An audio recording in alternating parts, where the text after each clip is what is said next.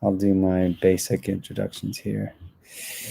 All right. Welcome back to another episode of Revealed Apologetics. I'm your host, Eli Ayala. And today I have a very special guest with me that I'll be introducing in just a few moments. But before then, I'd like to make just a couple of announcements.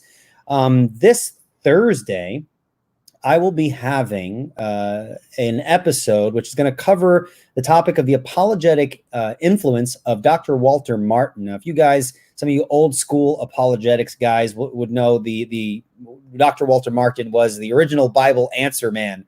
And he was an excellent gift to the church, whether you agreed with him on certain things or not. He definitely made a great impact apologetically, both in his heyday and, of course, after he had passed. His influence continues to be felt in various quarters, especially amongst a lot of young apologists, believe it or not. So we're going to be interviewing Walter Martin's daughter. And so we'll, when that comes, that should be really interesting. She wrote a book about her father, and that kind of takes a look at her dad from a personal angle, as well as kind of a ministerial angle. And so it's a really interesting take and perspective on Walter Martin that perhaps folks haven't been able to explore. So that's this Thursday at 5 p.m. Eastern. All right. So looking forward to that. Also, I'm going to be releasing some shorter videos. I know when we have interviews with folks, I do appreciate everyone enjoying the guests that I have on. We've had Scott Oliphant on, Dr. James Anderson, Saitan Bruggencate, Greg Kokel, Frank Turek. We've had some really great guests on. But at the same time, the interviews, as much as I enjoy them and there's such great content there, they could be a little long. I like things when things long, and I know a lot of you guys do too. But I'm going to be trying to put out some weekly content, some videos around 10 minutes or less, addressing various things related to apologetics in general and presuppositional apologetics in particular.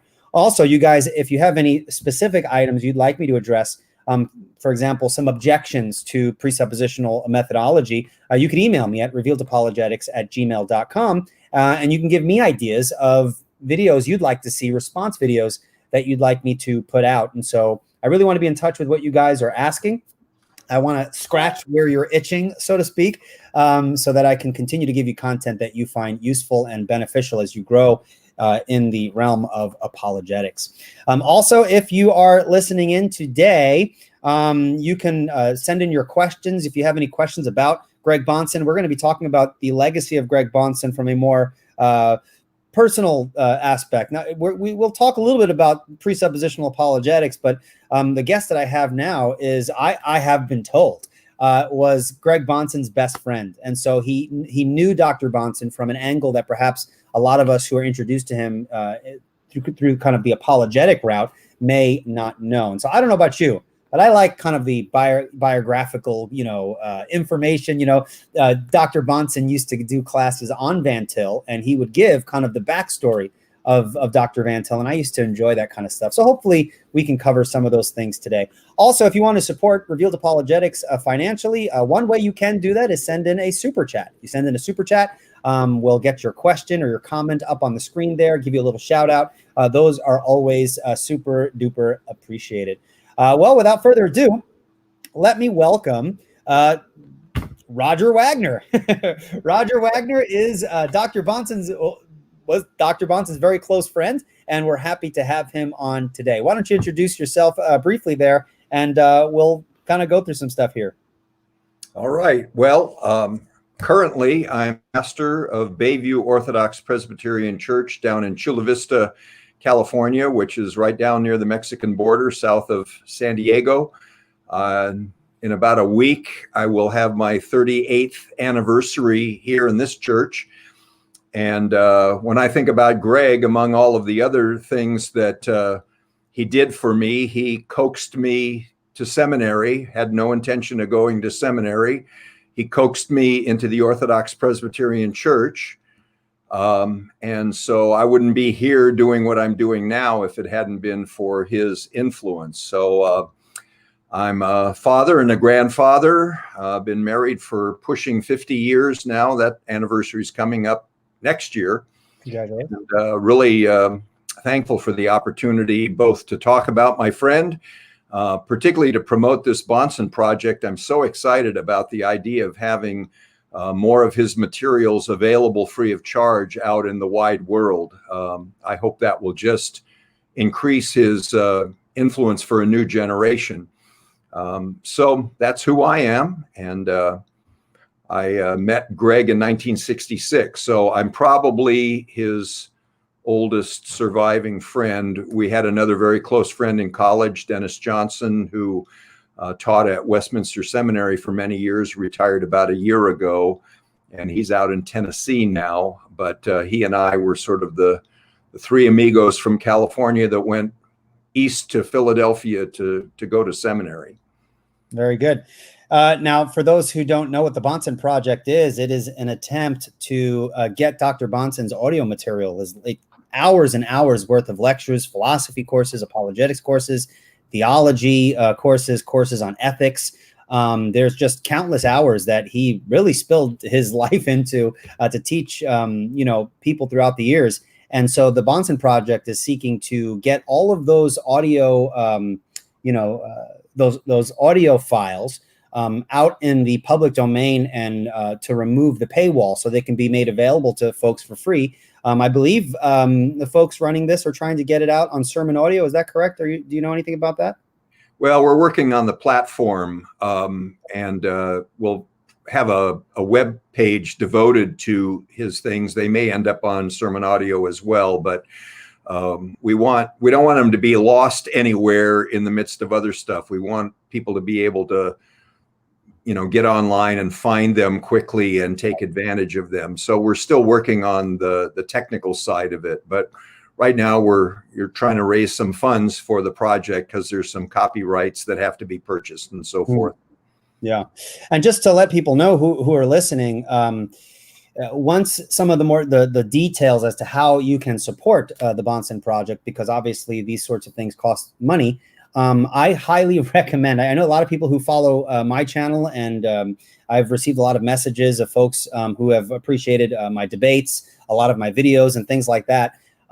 I went to seminary, but I did not learn apologetics in seminary. And I've had people personally ask me, I want to do apologetics, should I go to seminary? Well, you can, and there's great value to going to seminary, but I learned almost all of my apologetics from listening to audio lectures and debates by Dr. Bonson and many others as well, but mostly Dr. Bonson. And so if you really like what I put out and how I do things, I learned a lot of this stuff from listening to countless of hours of Dr. Bonson's teaching. So I highly recommend it. Once the site is up, and I'll keep my listeners updated, you definitely want to support it. It is, I think once this material is put out there, it can be a game changer in terms of equipping people with what I think is a biblical apologetic approach. And of course, Bonson, in my opinion, was the best representative of the presuppositional method.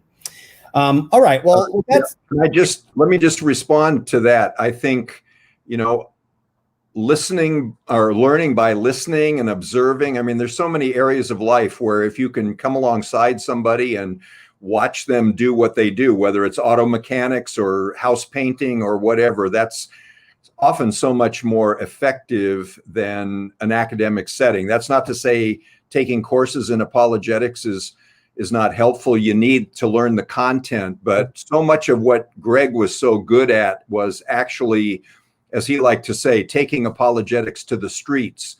And he was a great model for that. So hearing your testimony about how you learned apologetics by listening to him, yeah, I think a lot of people who can't afford or don't really have an interest in a whole seminary curriculum will benefit from accessing this audio material once we get it out in the broad world. Right. Yeah, my first introduction to Greg Bahnsen was listening to the Gordon Stein debate. Oh, yeah, classic. That's how most of us youngins got introduced to Dr. Bonson. They're like, "Oh, that's different. That's a different way of debating. I've never really heard that before." So that was definitely my introduction. But let's get into some of the some background here. Why don't you describe, how did you meet Dr. Bonson? And why don't you describe for us a little bit of your friendship and how that developed over the years? Sure. Well, I went to Westmont College, which was a Christian liberal arts, is a Christian liberal arts college in Santa Barbara, California. And so that was 1966. Mm-hmm.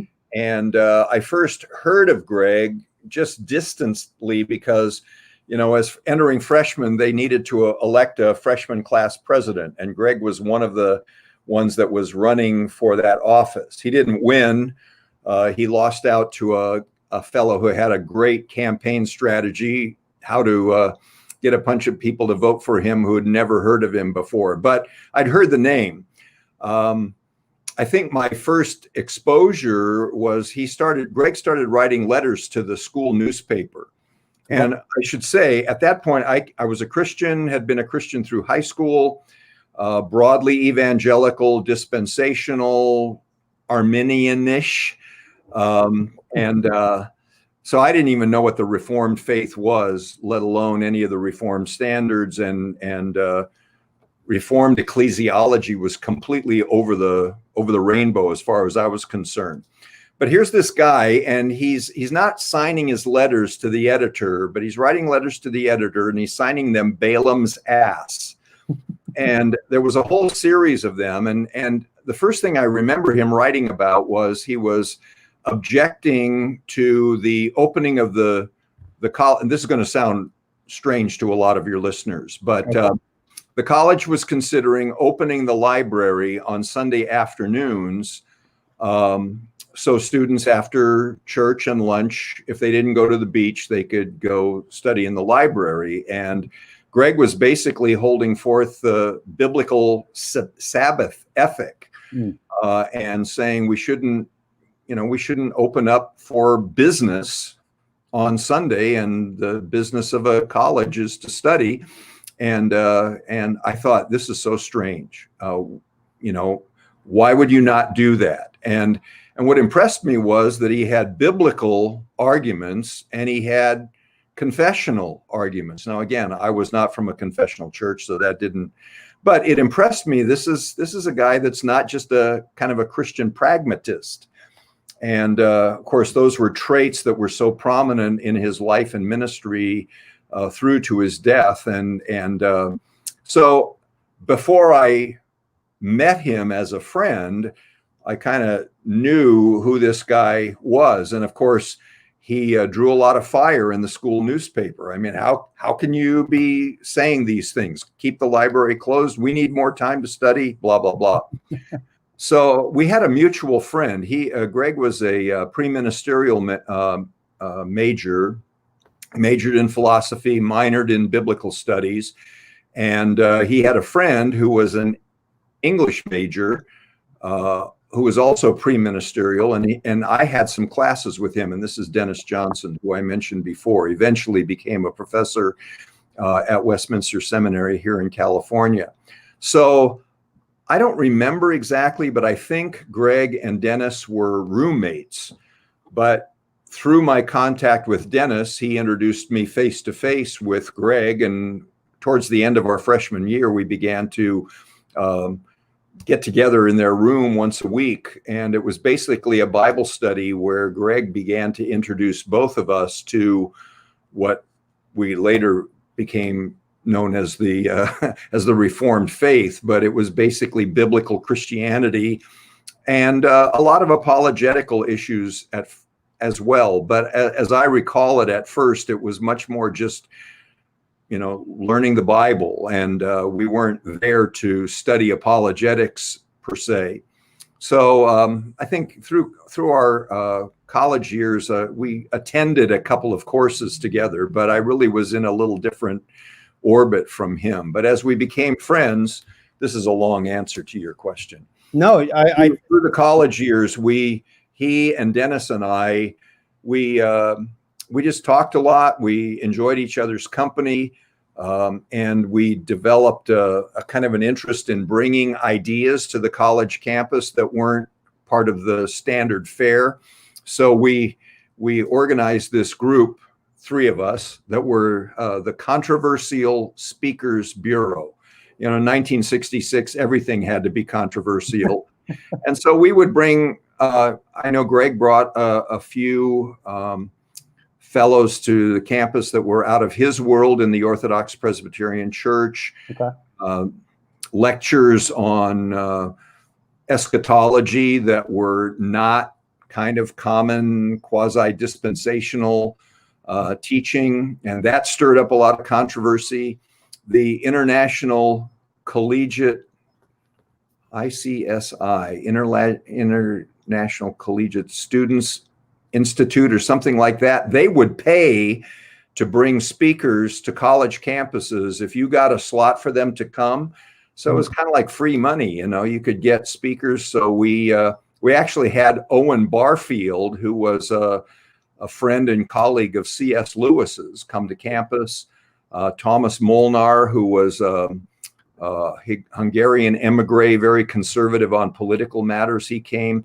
Anyway, so that kind of contact kind of got me more into the apologetic world. Honestly, I wasn't planning to be a minister. I wasn't desperately interested in apologetics, but it all makes sense. And it was part of the package deal. If you were going to become more theologically self-aware, you were going to have to realize that controversy would arise. And so defending the faith against atheism, or just defending biblical positions against those who disagreed. Sure. So a lot of it was in-house and conversations with students. So that's how I got to know him initially, but we just became such good friends. I think it was later on in our life together that we were growing and maturing, and that friendship deepened. But that was my initial exposure personally to Greg. Well, I think you said something that's very important, and I think people need to hear it. You said that you guys used to meet together and do Bible studies, but that the Bible studies were not necessarily apologetic focused. And I think that is very important, because what I appreciate about Dr. Bonson and folks like him is that in my estimation, he struck a very good balance between an apologist and a churchman. And there was more to Christianity than just apologetics. Now, I'm not sure if you're familiar with the online scene in apologetics today. They got a lot of cool, hip young people starting YouTube channels and things like that. But there is often very little evidence that there is any kind of meaningful connection to a broader body of believers, a healthy church. These things are often done as kind of like, we're kind of rogue online apologists, which when I take a look at someone like Dr. Bonson, it didn't seem as though, if the internet was around back then, he probably wouldn't be that sort of person. What do you think? Or how do you think Bonson held together? Did you think he held together, in a healthy way, the balance between being an apologist and being a churchman and having kind of that broader outlook on things, not just focusing on one thing? Yeah. I think Greg was a churchman before he was an apologist. The church was very important to him. He had been, as a child, his family had joined the Orthodox Presbyterian Church, so he was raised in it. I think he was around in his ninth grade or so when he began to feel like he wanted to enter the ministry. And so by the time I met him in college, he was seminary bound. He wanted to go to Westminster Seminary and study with Cornelius Van Til, but it was in the service of the church. And when I think about we knew each other about 30 years, and his love for the Orthodox Presbyterian Church and the pain that he experienced in the Orthodox Presbyterian Church, and the fact that he never left. I mean, there were a lot of people along the way that found it too difficult to be constrained by the interaction of an ecclesiastical body. And so they went on their own, and they developed individual ministries and so forth. And Greg never did that. I mean, there were times when I had to have a heart-to-heart talk with him. He would say, "Roger, remind me why I'm staying in the Orthodox Presbyterian Church." So I would remind him, and he would say, but I never had to. I had to remind him, but I didn't have to, What did you persuade. say to remind him? His commitment was there, and he really taught me by his example as well as in principle to be a churchman. I know there's a lot, particularly in our day and age, where being a Christian might even be anti-church. But at best, it's kind of like, well, yes, you can be a part of the church. But I think the heritage of the Reformed Church and Reformed confessions, if you love the Savior, you love the bride of Christ. And the bride of Christ is the church, with all of her warts and with all of her difficulties. And Greg paid a price for that over the years. He had a lot of difficulties within a church setting, but he never left. He didn't become an independent. And I think after all was said and done, God blessed that testimony, because he created, I use that term in quotations, he discipled a lot of other people to be churchmen as well as apologists. Yeah. Now, what do you think Dr. Bonson would have, or what did, maybe you guys spoke about this. I know he's very much a churchman, being connected to the OPC. How did he feel with regards to non-denominational churches? Well, he appreciated that there were Christians outside a particular denomination. And I think I remember, this is going to sound like gratuitous name dropping, but okay. Francis Schaeffer once said in a lecture that I heard of J. Gresham Machen, who was the founder of the Orthodox Presbyterian Church, he sort of made the point that anybody who takes the Bible seriously is Reformed in principle. They may not have gotten there yet. They may not get there through their whole life. But the idea was that anybody who would listen to the Bible as Greg tried to present it, whether theologically or pastorally or ethically or apologetically, was going to be moving in the direction of a strong ecclesiology, because that's what the Bible teaches. And it may take a lifetime and it may never happen. So he was always very open to non-denominational settings where he might minister, but he was a churchman. So para-ecclesiastical kinds of ministries, again, he would work with them, but not to be kind of a promoter. Because the ministry of evangelism and missions, as well as church life, it should come under the heading, in one way or another, of a church. And that in our setting, that means some kind of denomination or other. Even non-denominational churches are pretty denominational when it comes down to it. That's right.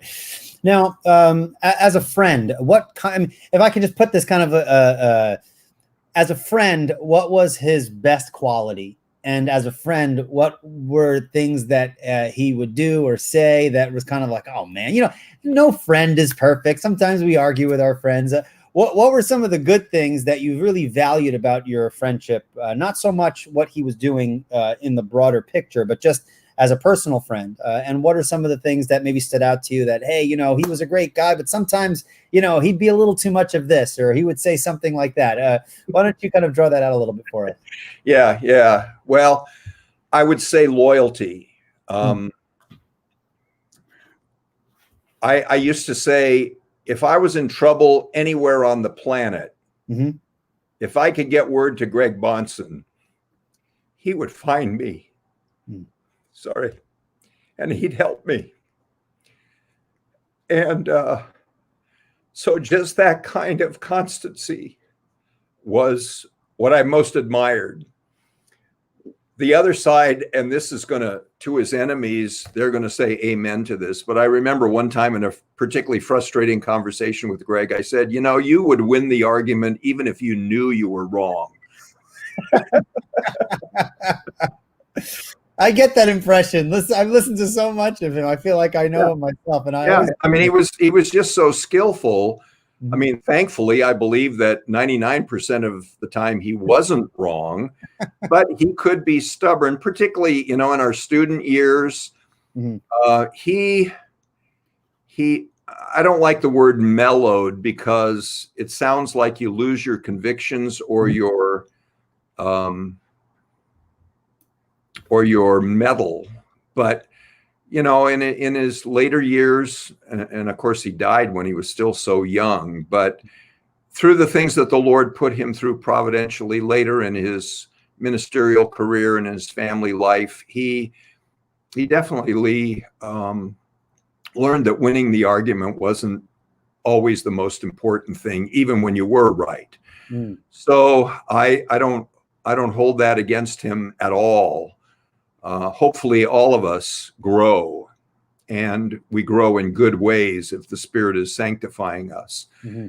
So, but he just had the skills that, you know, he could win an argument even if he knew he was wrong. So that, you know, that kind of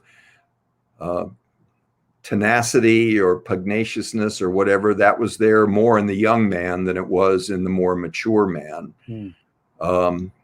But you know, he was fun loving. He loved a joke. He was not at all. I don't know, my opinion, and this is just the old geezer talking. You know, a lot of you young bucks, you just seem like all you want to do is win an argument. And if you don't have a friend that will rein you in, you know, that can be a problem. So anyway, that's kind of my short answer to your question. But yeah, we had so much fun together. He liked to eat. You know, now drinking beer and doing apologetics is such a fad. He wasn't so much into that. He wasn't a teetotaler, but you know, he didn't have to have a beer in his hand and a cigar smoking in order to do good apologetics.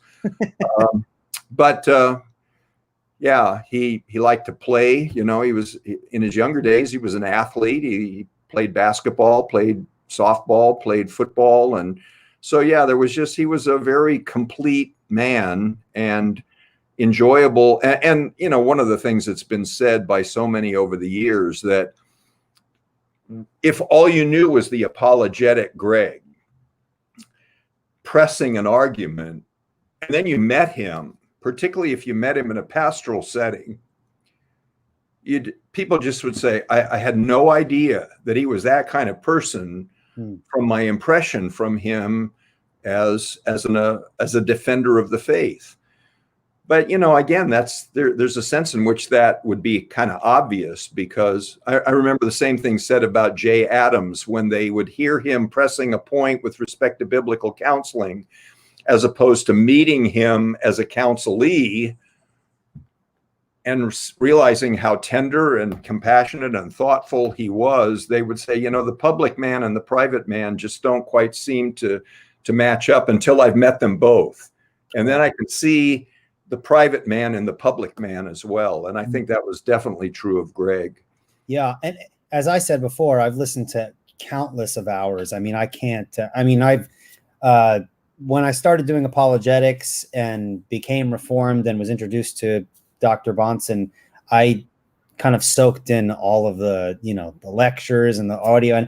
But the beautiful thing that I used to appreciate about it, I remember coming to a point where I used to listen to, I had like this CD set that I would keep in my car.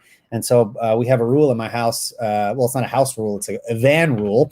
Every time we go on a road trip, whoever's driving gets to control what we're listening to. And so since I'm the one who's always doing the driving in my family, my van becomes a seminary on wheels because I'm always listening to something to that effect. But I used to listen to these discs. I think it was called Destroying All Opposition or something like that, or something that I think American Vision was selling. And I had it, and it lived in my car. It felt like, you know, when I went into my car, I was visiting Bonson's classroom. It was, you know, just countless of hours.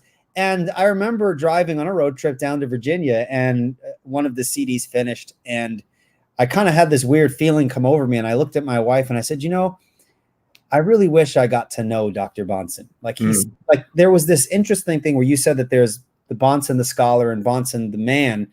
A lot of times, if you listen to a lot of his lectures, with many of his students, Bonson the man would spill into and over Bahnsen the scholar, and he would, you know, tell a joke or have a certain way of saying things, and you kind of develop that that kind of a more fuller orb picture of who he was. And it makes for me, as a kind of someone looking on from far away and from a distance, it always made me feel as though he seemed to be a very interesting man.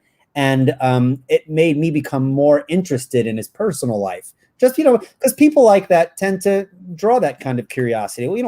What kind of person is this guy when he's not doing all this other stuff? And I always found that stuff very interesting. And so I really do appreciate you sharing some of these bits here. Yeah, yeah. When this is just a side anecdote, but when Dennis and I, as I said, were both English majors, and Greg was a philosophy major. So, the whole business about philosophy majors, never thinking about anything that was very worthwhile and just being eggheads and stuff. So we were always goading Greg into, you should take an English class, you should read a novel or something. So in our, on the spring break of 1969, Greg asked us and I if we wanted to go to a student kind of open house weekend at Westminster Seminary in Philadelphia. And so we thought, well, why not? It seemed kind of crazy, 58 hours on the road, but why not? So we piled into my little VW Bug, and the three of us platoon drove coast to coast for a weekend. So 56 hours there. And so, one guy drive for 3 hours, somebody navigate for 3 hours, and somebody sleep for 3 hours. So during that trip, Greg decided that he was going to read Tolstoy's novel Anna Karenina. Okay. Just to satisfy us. So we're driving across country and he reads Anna Karenina. And so I just remember him sitting in the back seat reading this book, being so captured by it and interacting with it. He was angry, he was crying, he was happy, it's such a powerful book, and he's soaking it in. And Dennis and I are just thinking, he's getting it. So then we went to this weekend, Friday, Saturday, Sunday, and then we jumped in the car on Monday and came back again. But that was when we got to meet Dr. Van Til in person. Greg tracked him down on campus, introduced himself. And so this was the year before we actually, it was the year before we began seminary, but that was our hejira as we traveled from Santa Barbara to Philadelphia and back in a week. Now I want to make a transition to his relationship with Dr. Van Til. We can talk a little bit about how that first meeting went. But what was it like to drive in the car for that many hours with someone like Dr. Bonson? Well, it was one of those nutty things that you do when you're a college student, Sure. But we had a purpose. So yeah, it was crazy because we were just platooning, and on the way out it was okay because the car ran fine. On the way back, we broke down in Texas and had a kind of a surreal experience with a crooked mechanic who supposedly fixed the car, and then we limped the car on to Amarillo, Texas, where we got it to a VW agency. And it was one of those, this is not so much about Greg, but when we limped into this parking lot at this dealership about 3 a.m, and we all went to sleep because we'd been up so long by that time. And then about 8 o'clock, the service bays open up, and the service technician comes out, and he's wearing a white coat. He looks like a doctor. And we just thought, we're saved. We finally have somebody who's going to be honest and competent, and he got us back on the road, and we came back again. But yeah, that was kind of crazy, eating on the road and just, again, goofing around and stuff. Yeah, it was a memory of a lifetime, to do something like that. So yeah. All right, so you guys went to Westminster. I mean, what drew Dr. Bonson to Westminster? Was it specifically his desire to learn under Van Til? How did he learn about Van Til? What drew him to Van Til? Yeah, in the part of the OPC that he would have been, he was always interested in theology and apologetics. So he knew Van Til had books that were already published, The Defense of the Faith, and so on and so forth. So he knew of Van Til and just knew that he wanted to study presuppositional apologetics with Van Til. And so now Van Til at that point was actually the year that we were there, 1970, was the last, I believe it was the last year that Van Til taught kind of the basic apologetics course to all of the entering first-year students. He still was on campus and he did upper division classes and so forth, but or maybe it was the year we graduated. I can't remember quite. But anyway, Van Til was near the end of his teaching career. So we just kind of got through the door before it closed as far as being able to study with him. So yeah, Greg had met him, and I wasn't in on that conversation where he and Van Til met on that Prelude trip. But we were all in class with Van Til as entering first year students in 1970 when we began. And you know, one of the things about, this isn't germane to your question, but you know, I wasn't brilliant. I was interested, but you know, Greg was just kind of on another level from me. So when we would sit in class, I learned as much from Greg's questions in class because I didn't know enough to ask the right kinds of questions. And then we would always have lunch, he and Dennis and I, because we were Californians, we were kind of suspect in the world of Westminster. You know, it's like, what are these guys? People in California are totally crazy. And so we'll kind of let them be by themselves. So we would eat lunch pretty much every day and rehash whatever we'd learned that morning. And it was just a rich, so I learned I probably learned 40% of my theology in class and the other 60% during lunchtime conversations and others with Greg and Dennis as we just kind of chewed it all up, you know, because, you know, if you're a student in class, you're just writing stuff down. You're not thinking about it. You're trying to get it down. And, so those debriefings with Greg were hugely valuable. And he just asked incisive questions. He would challenge professors, always respectfully and submissively. But, you know, if he raised his hand, the professor knew that they were going to have to give an account of themselves. Again, and not in a belligerent way, but, you know, all of us as teachers get used to the students just going, yes, sir, 3 bags full, you know. And so when a student pushes back a little bit, and I think those professors, most of them would say they became better professors for having to interact with that kind of interested, thoughtful. I mean, they knew Greg was trying to get to the same place they were. And so, you know, of course, John Frame, as well as Dr. Van Til, admired Greg greatly and benefited from him as a student, even while he was going. And so I'm sitting there like the fly on the wall, gaining from all of this interaction. So yeah, it was great. But on a personal level, it was always wonderful. Did you and Dr. Bonson meet Dr. Frame at the same time, or was that at different times? Or no, that was Dr. Frame was teaching there. He probably can't, I can't remember exactly. I read John's theological autobiography a year or so ago, and I think he came to the faculty maybe in '68.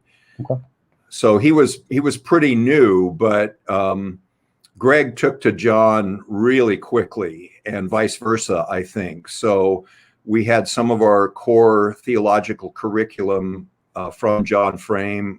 We had ethics from him. Doctrine of the Christian Life. Well, that was ethics, yeah. And Greg took a number of upper division courses from John, as well as Van Til. So yeah, it was a really rich environment for learning theology and apologetics. That's awesome.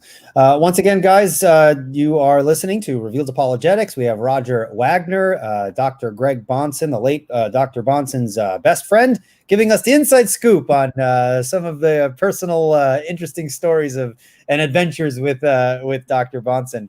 If you have not already, please subscribe to Revealed Apologetics on YouTube and on iTunes. I try my best to convert the audio from these interviews and these episodes here on YouTube and put them over onto iTunes if that is preferred in terms of you might maybe like listening to podcasts better than watching videos. That said, let's move on to a question. This is a question that someone sent me. It's not one that I'm going to put up on the screen, but someone sent this to me through a private message, and I thought this was a cool question. I thought that it would be fun for you to kind of get into this if you know the answer. The question was, how did Greg Bahnsen spend his spare time, and what did his recreation look like? How does someone like Dr. Bonson have fun? How does he spend his weekend? Well, he really loved social occasions, but I have to tell you, he didn't have a lot of spare time. He would get up routinely at 4 or so, and I don't know really when he went to bed, but nobody knows when he slept. He ended up earning 2 master's degrees while all the rest of us were earning 1. Yeah. So, he just studied hard. He was very efficient in his use of time, but he actually, we didn't go to church together. My wife and I would go out to the Hatboro OPC, which was about 30 minutes away from the seminary area, where we all lived around the seminary. We didn't live on campus, but we would have rented rooms. And and Greg went to the Glenside OPC, which is right across the street from the campus. He and his wife went there. And so, but we would still occasionally get together on like a Saturday or something. And, we enjoyed music, just the socializing. He and his wife would come over to, my wife and I rented a 3rd floor apartment in an old house near the seminary campus. And they were regular visitors, and we would just, hang out and talk shop and talk, sports or whatever. It was just, so he didn't have, as I recall, hobbies as such. Okay. But he really enjoyed any kind of social occasion, and was a lot of fun to be around. We probably went to a few baseball games, but they weren't Dodger games, so I don't remember them. Probably went to see the Phillies sometimes and stuff. So what was oh man, I was going to ask something, it slipped my mind, but well, if you can, I think people might be interested. I ask people this all the time, when I have a scholar on or something like that, how do you study? What's your method? And I find it interesting that a lot of great thinkers tend to wake up very early. Now, you just made a mention that Dr. Bonson used to wake up around 4 a.m. Was Dr. Bonson's study life something that was private, or did you ever have kind of an inside look as to what that looked like? Why don't you unpack that for us if you can? Yeah, no, not so much. We weren't living in a dorm or studying in the library together. Okay. So, he was very, as a married man, he was very conscious of wanting to spend time at home. So he had his study at home. I think I had a job during seminary as a library supervisor, behind the desk, checking out books and stuff like that. So I spent a fair amount of time in the library just because that was part of my job. So, right. So I didn't really observe but he kept up with all of the reading, and he wrote long papers. Dr. Van Til used to he said, in apologetics, he said, I want your term paper to be good and long. Not good and long, but good and long. And the joke was that he would stand upstairs in his house and throw the papers down the stairway, and the ones that rolled the farthest got the A's, and the ones that rolled the next farthest got the B's.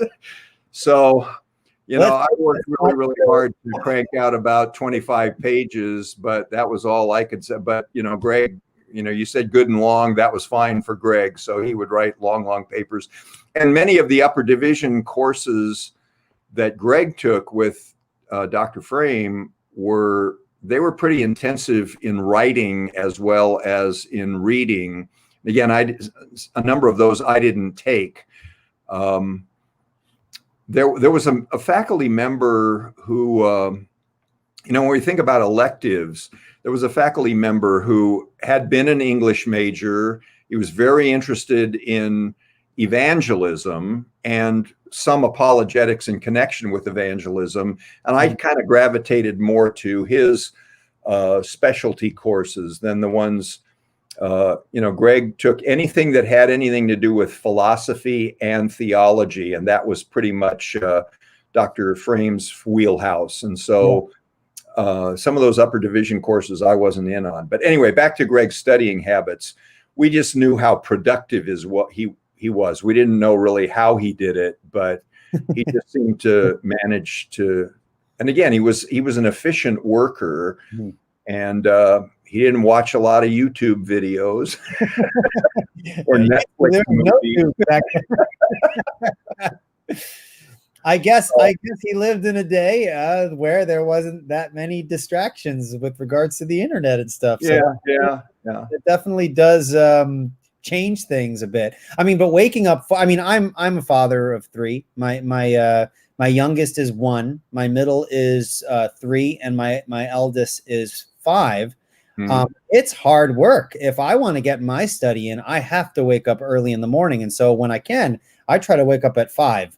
That's as early as I go. I can't 4 in the morning. I mean, that is not going to happen. But 5 in the morning, I mean, probably my most productive study time is early in the morning. If you could find and this is encouragement to some people out there who are listening, if you can find the inner strength to roll your booty out of bed early in the morning and get that coffee going, once you're up, you can have the most productive time. That's quiet. There is something about being up before everyone else. And for me personally, it feels like I absorb much more in the morning, and then I have the rest of the day to kind of mull it over in my mind. I wonder if that was the philosophy behind what Dr. Bonson did when he got up that early. I'm sure he had to as well, because he had, he's working towards 2 degrees too. So that might play part in it. Well, and he had his first child in our seminary time, so he had to work around babies being awake as well. Yes. So no excuse. I mean, there's no excuse not to study. If you got kids or you're busy, you got to make it work. You see the value of what you're doing, and you do it. And I think Dr. Bonson did that well. My question here: how did he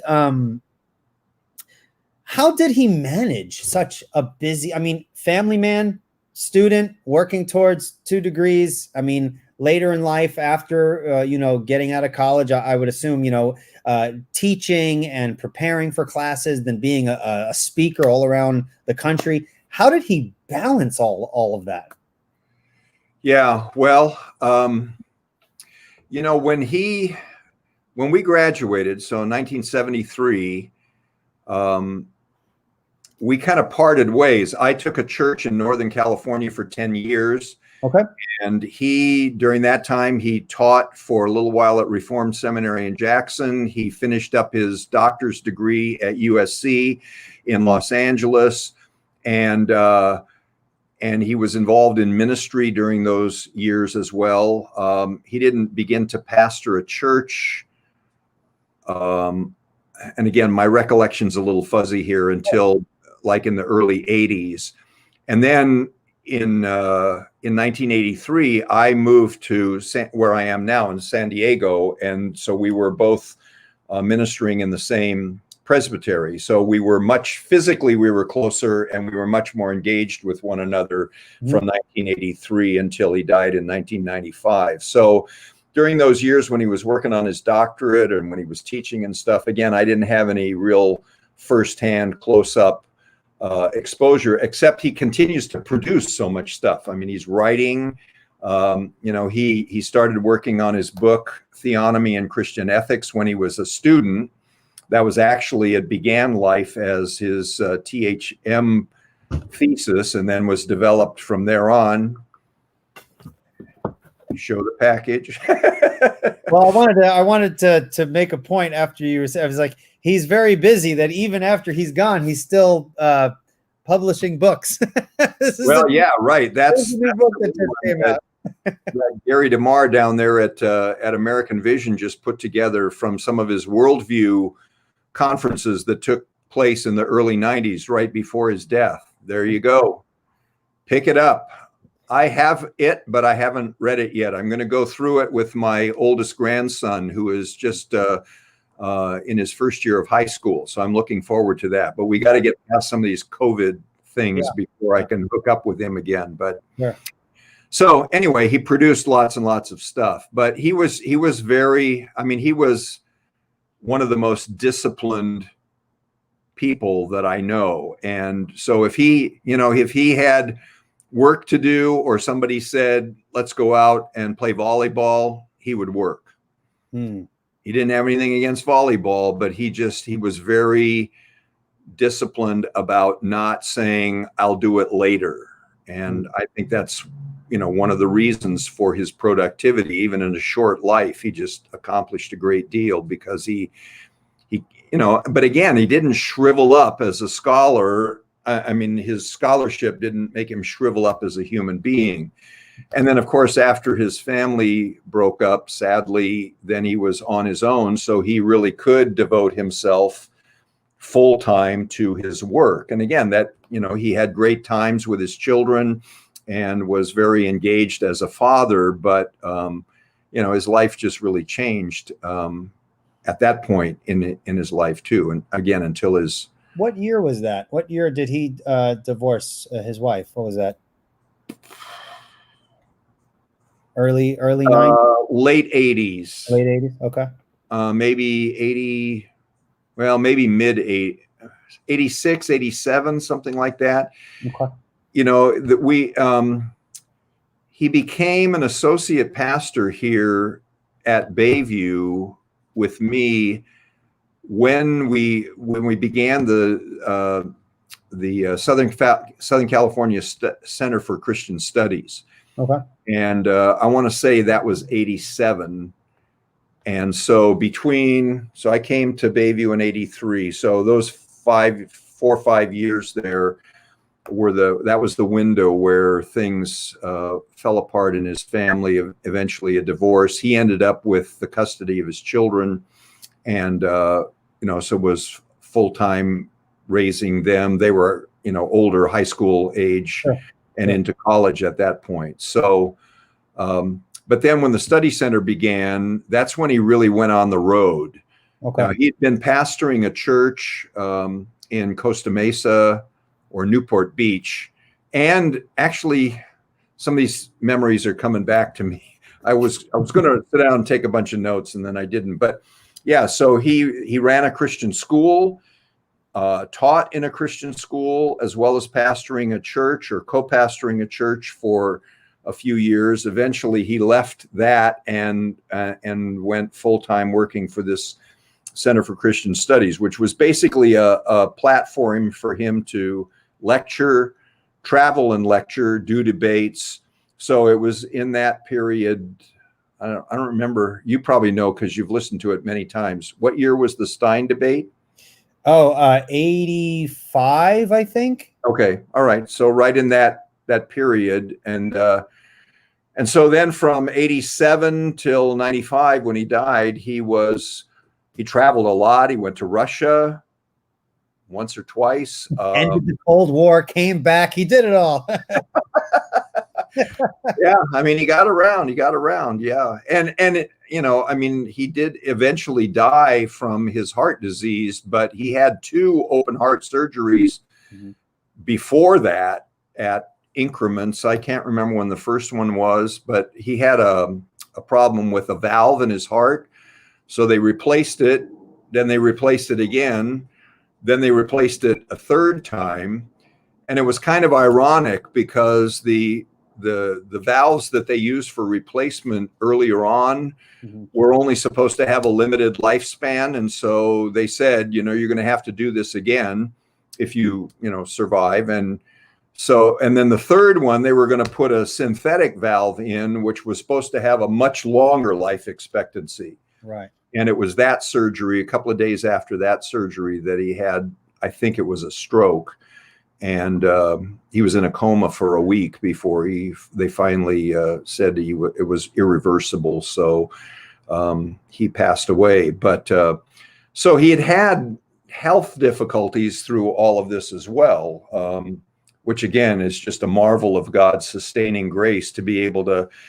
And there were times when he had to moderate his schedule for health reasons. But even when he was running at half efficiency, he was still accomplishing a whole lot more than most of us were. And then those tapes were, they were beginning to be circulated. And it wasn't really until after his death that the tape ministry, which has continued to the present Covenant Media Foundation, carried on the circulation of his work. And that, kind of brings us back to the Bahnsen Project, getting some of that material that Covenant Media Foundation has curated over these years. And Randy Booth's done a great job of, they had just the vehicle, moving it all from cassette tapes to MP3 files, getting it available for sale online, and now to try and get those MP3 files out behind a paywall. I mean, that's so, but he produced all that material in the first place. I mean, we record my sermons every Sunday morning and evening in Sunday school, but my catalog doesn't begin to approximate what he produced in a pretty compact period of time of his public ministry. So, yeah, he was a hard worker. Yeah, all that to say, yes, he's hard. When he's working, you have to be disciplined. That's right. And I think that's something we could all learn. And I think this is what makes a lot of these scholar types and kind of influential people so influential, is that I think people are intrigued and inspired by the type of dedication that folks like Dr. Bonson and others put into their work, and it kind of helps us aspire to be better than what we do better than what we are doing. And so in that way, he's very much an inspiration to me personally. But let's move on to some questions, because we're coming up on the hour and I want to respect your time. So we have some questions, not too many, but I think we can plow through some of them rather quickly. And then you can go take a nap or whatever it is you do. Whatever it is you do. Do I look that old? I mean, it is Monday. Yeah. I know. Okay. Let's see here. Let's first question here. There we go. Here's a question. Did Wagner, that's yourself, and Bonson agree upon eschatology? Did you guys share the same eschatological views? Well, if I say I learned my eschatology from Greg Bahnsen, that probably answers the question, right? Yeah. No. And but we both learned it from others. The Puritans were great postmillennialists, and old Princeton was postmillennial. So yes, I tell people I'm a short-term nihilist and a long-term postmillennialist. Okay, sounds good. Next question. Would be interesting to hear Reverend Wagner speak on Bonson's relationships with fellow theonomists, both those who remained confessionally reformed and others who went independent. If that's something you think you could address, great. If not, we can skip through. It's no problem. Yeah, I could. I mean, I won't name names, but just in terms of categories, the independent spirit, I think, makes you fight with more and more and more people, and that has personal fallout. And so some of those theonomists that Greg was pretty close with early on, later were estranged to various degrees. But, the theonomic movement was fracturing quite a bit on personal grounds, if not on theological grounds, through those years of Greg's ministry. I know it grieved Greg that he wasn't close to some that he had been close to earlier in his ministry.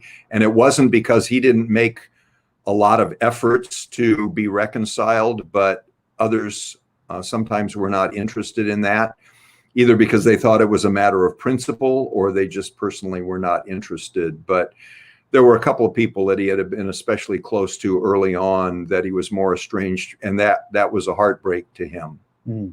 All right, thank you. Next question here. Can you share any stories or examples of how Dr. Bonson used his methodology to talk with normal, everyday people outside the academic realm? Yeah, early on, Greg was, well, throughout his ministry, even that book you showed a minute ago was from a worldview conference that was aimed at high school students. Yes, there it is again. Yeah. And, Greg was just great with young people. When he was on, when he was I mentioned before, he was an associate pastor here. He wasn't here very often because he lived in Orange County, an hour and a half up the road, and he was traveling all over the place. But when he was here at Bayview functioning as a pastor, our people just loved him, and he took an interest in them. He talked to them. So he wasn't always talking apologetics, but he had the common touch. He was an academic who could shift gears. Well, I would say I wouldn't even call him an academic. He was just, he could be really normal, and people never felt like he was talking down to them and stuff. So there were a lot of instances where he would be here preaching and people come up or teaching a Sunday school class. They'd ask him questions and he fielded those questions very approachably, So this idea that, he could play hardball with the hardball players, and he could, this is again something that Van Til mentioned in class. He said, there are giraffes and there are bunnies, and the giraffes like to eat the leaves that are clear at the top of the tree and nobody else can eat them, and the bunnies like to eat the grass that's down around the base of the tree. And he said, we need to be able to do apologetics or anything else where we can feed the giraffes and we can feed the bunnies. That sounds like something Van Til would say. That sounds like something Van Til would say. He's always using these little examples. Right. But Van Til was the same kind of man. He was, he fancied himself I think he was from Indiana, an Indiana farm boy. And again, he could go nose to nose with Karl Barth and win, but he could teach guys like me who were bunnies, and we could learn something from it. I remember in class when I went to study, I always thought his lectures were kind of repetitious. He went over and over and over things. But when I sat down to study for my first exam, I realized I had it in my head. It wasn't just in my notebook, and I could write my exam based on what he had already taught. So, and Greg was very much like that. He could do the academic work if that was called for, but he could communicate. And if you've listened to his tapes, you mentioned all the different things, but there's sermons in there too. Yeah. And those sermons reach ordinary people in the pew and are very understandable. And so, yeah, he had the range. He could do it all. Very good. Roger, we have 2 more questions and then we'll wrap it up. Is that okay? Sure. All right. You're doing excellent, man. Appreciate it. Here's a question. How do you balance study time between apologetics and studying the Bible for yourself as a good steward of God's word? I've been trying to cultivate better study habits and sometimes struggle with this. I realize you cannot have apologetics without being grounded in Scripture. That's a nice pastoral sort of question. Yeah. And if the you is me or the you is anybody,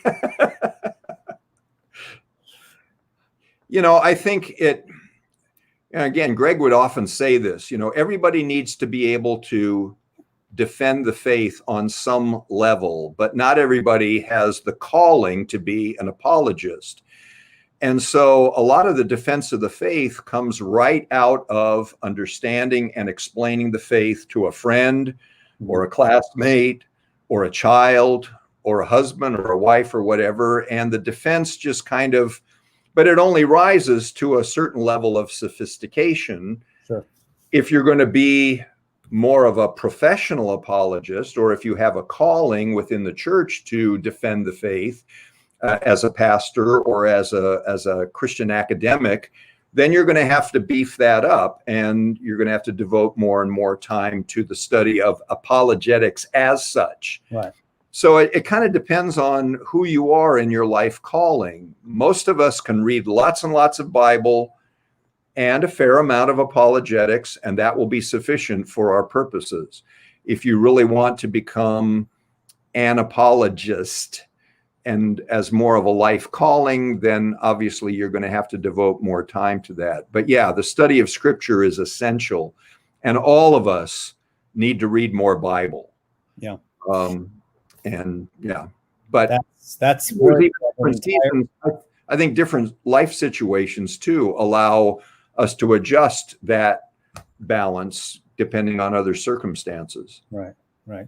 And that's a question and a topic that we can dedicate to just a completely different episode. I mean, this is reading your Bible. People joke around. They ask me all the time, what's the best book on apologetics? And they think I'm joking, but I'm like, it's the Bible. You have to be there's so many apologists out there, young apologists that are very well versed in philosophy, very well versed in theistic arguments, and even from the presuppositional camp. They know the transcendentals and the preconditions of intelligibility and whatnot. But when you get down to some of the specifics of the scriptures, a lot of people just are at a loss, because we often are reading more books on apologetics than we are actually reading the book we're defending. And so I think that's something that we need to learn to have a healthy balance in. You have to understand that we are defending the Christian worldview, and the content of that faith comes from Scripture. And if we don't know the Scripture, then we're not going to be able to adequately defend the faith once for all delivered. All right, there's one last question, and it's a simple one, Roger. You've got this. This is simple. Ready? Here you go. I would love to hear the guest describe what postmillennialism is. Just in 2 seconds, just describe what postmillennialism is. I've not gone into eschatology so much myself. If I can give a very brief definition, postmillennialism is we win at the end. Christ wins at the end. He'll conquer at the end. That's it. That's a simple definition. But why don't you unpack just a little bit of summary of what postmillennialism is? Yeah. Well, that's the shortest answer and the best answer. But I think for me, having come out of dispensationalism and then a kind of an amillennialism and a postmillennialism, I'm just more persuaded that God cares about creation and history. And he's going to take his time, and in the end, the kingdom of God will come on earth as in heaven. So when we pray that, and when we seek first God's kingdom, that's not going to succeed in heaven, whatever we mean by heaven. Again, that's another podcast all by itself. Not that I doubt the existence of heaven, right? But big topic. You read the Old Testament, and God is dealing in history with the human race, and then that kingdom, whether it's Moses or Daniel or whoever, in the end, that's the kingdom of which Jesus Christ has become the king through his death and resurrection.